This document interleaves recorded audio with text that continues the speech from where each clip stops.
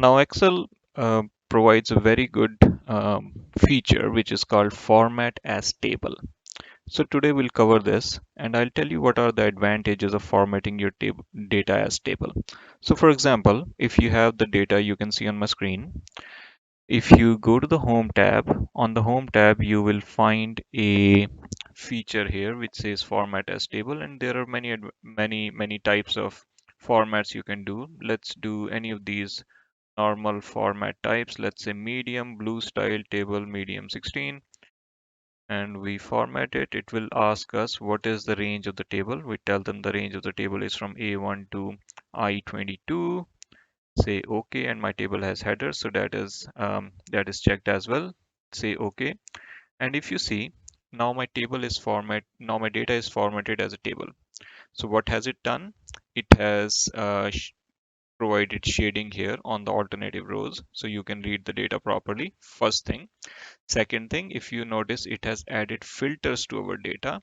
So you have filters here where you can filter by last name, you can filter by first name, you can sort by color, you can sort from A to Z, and you can do all this cool stuff. That's the second thing. Third thing, and very important thing which it has done after we formatted our data as table, is that it has provided us some advantages. It has provided us some features. It has, first thing, it has opened a at the very top toolbar, it has given us a new toolbar option which is called table design.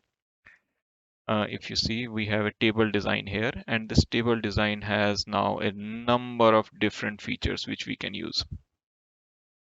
One of the things which I like using with the table design, which I like using, is if you click on table style option, you have a total row here, a total row checkbox here. What I like using is I like clicking on the total row checkbox here. Now, what happened when I clicked on the total row option? It has given us a total of the column which had numbers.